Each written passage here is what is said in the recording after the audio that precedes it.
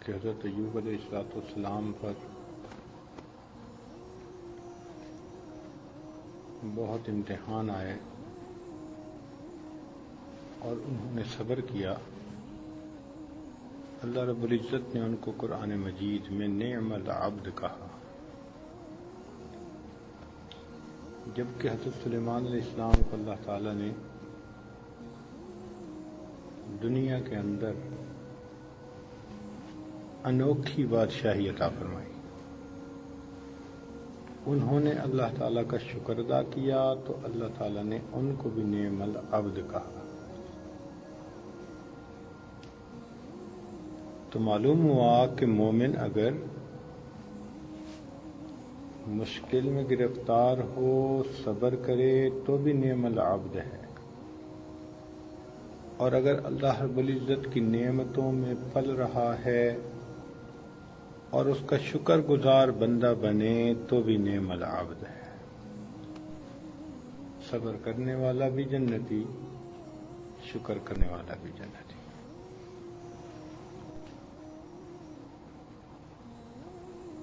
کہتے ہیں کہ یحییٰ بن اقسم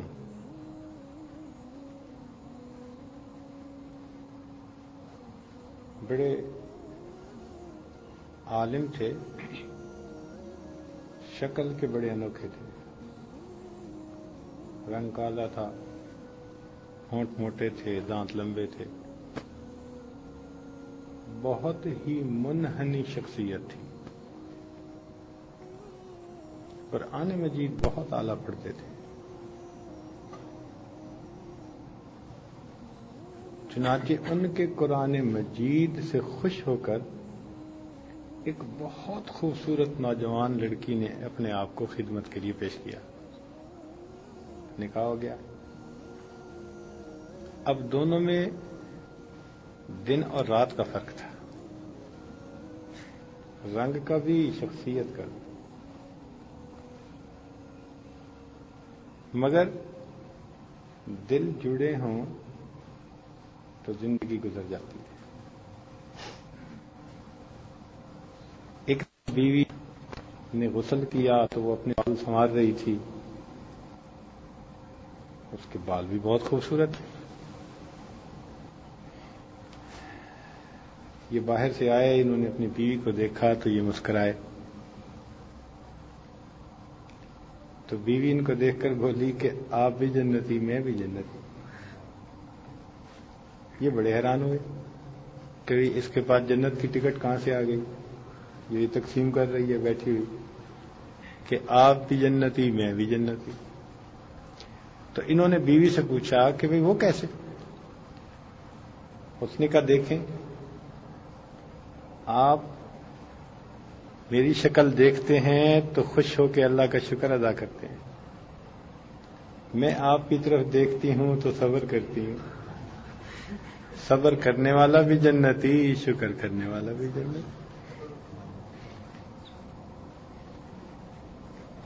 دنیا میں ایسے بہت سارے لوگ آئے جو وقت کے بادشاہ تھے،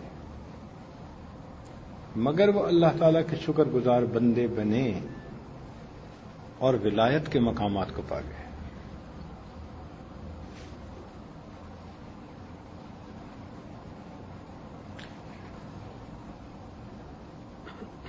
قریب کے زمانے میں ایک بزرگ گزرے ہیں، قطب الدین بختیار کاکی رحمت اللہ علیہ.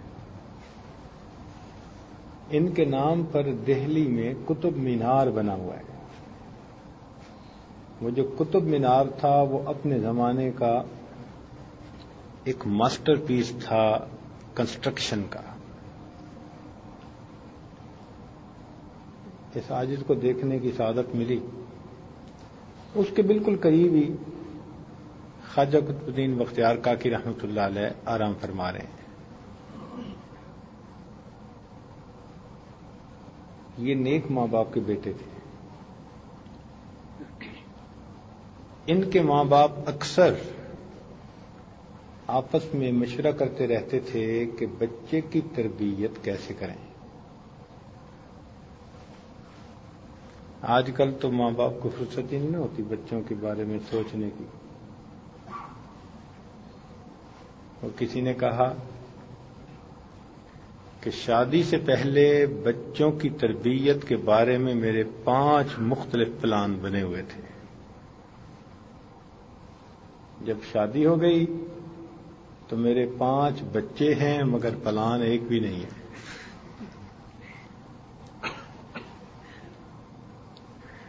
تو آج کل تو پھر ماشاءاللہ اولاد بڑھتی جاتی ہے اور بچوں کی تربیت کے منصوبے ختم ہوتے جاتے ہیں. مگر وہ نیک ماں باپ تھے، فکر مند رہتے تھے. چنانچہ بیوی نے ایک دن کہا کہ میرے ذہن میں ایک تجویز آئی ہے، میں بچے کی بڑی اچھی تربیت کروں گی تاکہ اس کے دل میں اللہ تعالیٰ کی محبت بڑھ جائے، ایمان مضبوط ہو جائے، یقین کامل ہو جائے. خامد نے کہا بہت اچھا. چنانچہ بچہ بڑا ہوا، مدرسے جانے والا بن گیا. ایک دن بچہ مدرسے سے واپس آیا تو جیسے بچوں کی عادت ہے، امی مجھے کھانا دیں، بھوک لگی ہے. ماں نے کہا بیٹا ہمیں بھی کھانا اللہ تعالیٰ دیتے ہیں، ہم اسی سے مانگتے ہیں، اور آپ بھی کھانا اللہ تعالیٰ سے مانگو، آپ کو بھی وہی دے گا. اس نے کہا وہ کیسے؟ ماں نے کہا بیٹا مصلی پہ بیٹھو اور اللہ تعالیٰ سے دعا مانگو. چنانچہ بیٹا مصلی پہ بیٹھ گیا، معصوم ہاتھ اٹھا کے دعا مانگی، اے اللہ میں مدرسے سے آیا ہوا ہوں، تھکا ہوا ہوں، مجھے بھوک لگی ہے، اللہ مجھے کھانا عطا فرما دے. دعا کر کے پوچھنے لگا امی اب کیا کروں؟ ماں نے کہا بیٹا یہ کمرے میں چلے جاؤ، کہیں اللہ نے کھانا بھیجا ہوگا.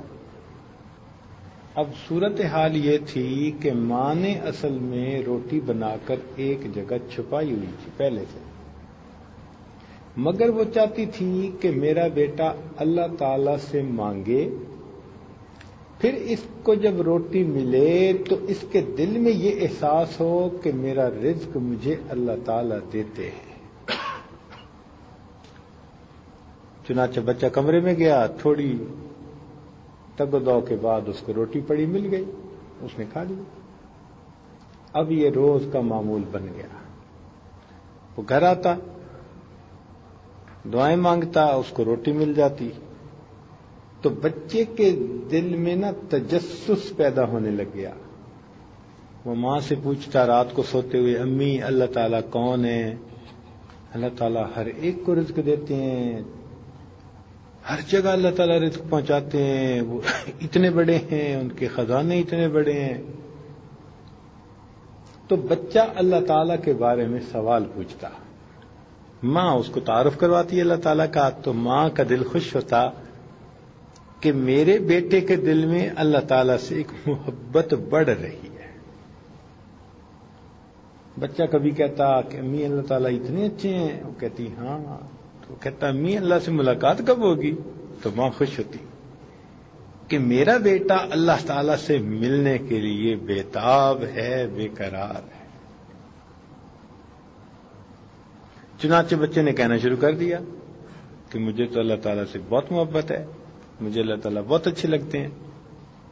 تو ماں بڑی خوش ہوتی کہ بھئی میری جو ترتیب تھی وہ چل پڑی، اور بچے کے دل میں اللہ تعالیٰ کی محبت پیدا ہونی شروع ہو گئی. اللہ تعالیٰ کی شان دیکھیں. ایک دن والدہ کو کسی خاندان کی تقریب میں جانا پڑا، تو وہ روٹی پکا کے رکھنا بھول گئی. خیال تھا کہ جلدی آ جاؤں گی، اور وہاں جا کے وہ پھنس گئی. رشتہ داریوں کے مسئلے ایسے ہی ہوتے ہیں. خیال اس وقت آیا جب بچے کے سکول مدرسے سے آنے کا وقت ہو چکا تھا. اوہو، جب خیال آیا تو ماں تو بڑی گھبرائی، برقع سر پہ رکھا اور بھاگی گھر کی طرف، راستے میں رو بھی رہی ہے، دعائیں بھی مانگ رہی ہے، اللہ میں نے تو یہ ساری ترتیب اس لیے بنائی تھی کہ میرے بیٹے کا یقین بن جائے، میری کوتاہی کہ میں آج بھول گئی، اگر آج میرے بیٹے کا یقین ٹوٹ گیا تو میری محنت پہ پانی پھر جائے گا۔ اب وہ دعا بھی مانگ رہی ہے اور جلدی سے آ بھی رہی ہے۔ جب وہ گھر پہنچی تو کیا دیکھا کہ بیٹا مزے کی نیند سویا ہوا ہے۔ ماں نے کہا چلو اچھا ہے، میں پہلے کھانا بنا لوں۔ چنانچہ اس نے روٹی بنائی، کمرے میں کہیں چھپائی، اور پھر آ کے اپنے بیٹے کو چوما، بوسہ لیا، جگایا، بیٹے آج تجھے بہت بھوک لگی ہوگی۔ بیٹا اٹھ کے بیٹھ گیا، امی مجھے بھوک تو کوئی نہیں لگی۔ کیوں بیٹا، تمہیں بھوک کیوں نہیں لگی؟ تو ماں نے کہا، اس نے کہا بیٹے نے کہ امی میں جب مدرسے سے آیا تھا نا تو میں نے مصلی بنایا تھا، بچھایا تھا، اور میں نے اللہ تعالیٰ سے دعا مانگی تھی، اے اللہ مجھے بھوک بھی بہت لگی ہوئی ہے اور آج تو امی بھی گھر پہ نہیں ہے، اللہ مجھے کھانا دے دیجئے۔ تو میں پھر کمرے میں گیا، امی مجھے ایک روٹی پڑی ہوئی مل گئی، میں نے اسے کھایا، لیکن جو مزہ آج اس روٹی میں آیا اس سے پہلے یہ مزہ مجھے کبھی نہیں آیا تھا۔ روٹی کو ہندی زبان میں کاکی کہتے ہیں، تو وہاں سے ان کا نام مشہور ہو گیا، قطب الدین بختیار کاکی رحمت اللہ علیہ۔ یہ پھر وقت کے بڑے شیخ بنے، حتیٰ کہ بادشاہوں کے پیر بنے۔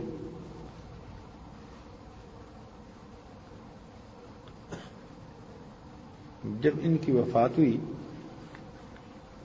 تو ان کا جنازہ ایک بہت بڑے قبرستان میں لایا گیا، بلکہ گراؤنڈ میں لایا گیا، لاکھوں کی تعداد میں لوگ وہاں جمع ہو گئے ان کا جنازہ پڑھنے کے لیے۔ عزیز طلباء، کچھ میت ایسے ہوتے ہیں کہ جنازہ پڑھنے والوں کی وجہ سے ان کو فائدہ ہو جاتا ہے، کچھ میت ایسے ہوتے ہیں کہ جنازہ پڑھنے والوں کی وجہ سے ان کو فائدہ ہو جاتا ہے۔ حدیث پاک میں ہے کہ 40 مومن جس کے جنازے میں شریک ہوں اللہ اس میت کے گناہوں کو معاف فرما دے۔ تو کچھ میت ایسے ہوتے ہیں کہ جن کا جنازہ پڑھنے والوں کی وجہ سے اس کا فائدہ ہو جاتا ہے، اور کچھ ایسے بھی ہوتے ہیں کہ جنازہ پڑھنے کی وجہ سے پڑھنے والوں کا فائدہ ہو جاتا ہے، پڑھنے والوں کا فائدہ ہو جاتا ہے۔ تو حضرت تو ان ہستیوں میں سے تھے، چنانچہ لوگ تو مور و ملخ کی طرح، چونٹیوں کی طرح اکٹھے ہو گئے۔ جب حضرت کا جنازہ رکھا گیا، ایک آدمی آگے بڑھا، اس نے کہا جی کہ میں حضرت کا وصی ہوں، حضرت نے مجھے وصیت فرمائی تھی کہ میرا جنازہ وہ شخص پڑھائے جس کے اندر 4 خوبیاں ہوں۔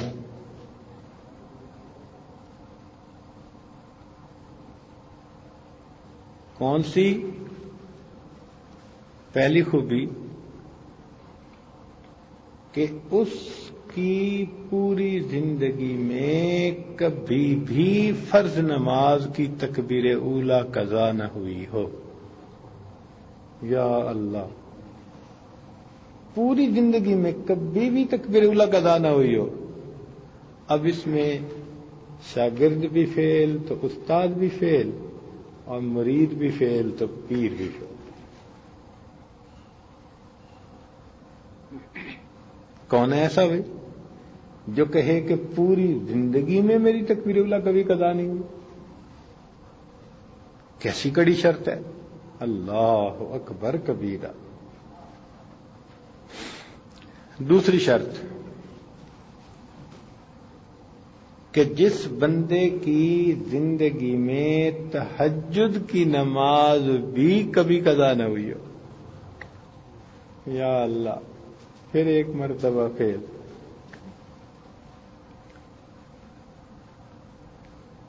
اور تیسری خوبی، اتنا عبادت گزار کہ اثر کی سنتیں بھی اس نے کبھی نہ چھوڑی ہوں، تیسری مرتبہ پھر فیل۔ اور چوتھی خوبی کہ پوری زندگی کبھی کسی غیر محرم پر غلط نظر بھی نہ پڑی ہو، چوتھی مرتبہ پھر فیل۔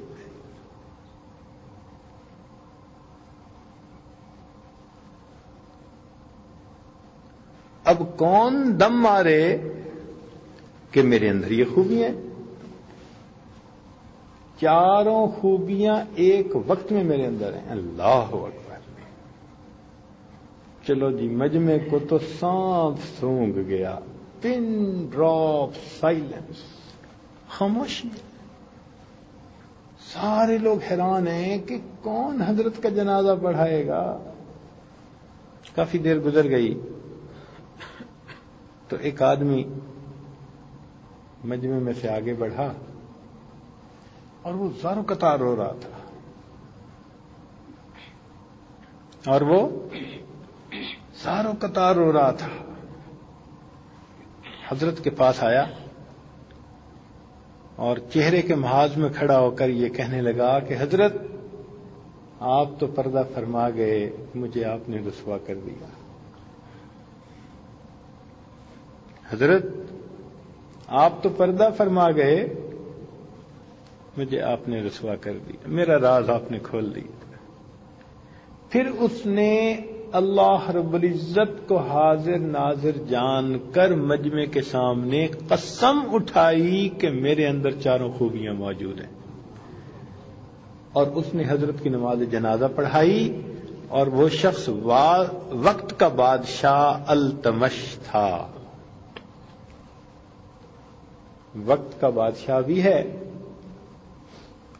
اور ولایت کا نور بھی اس کے سینے میں گرا۔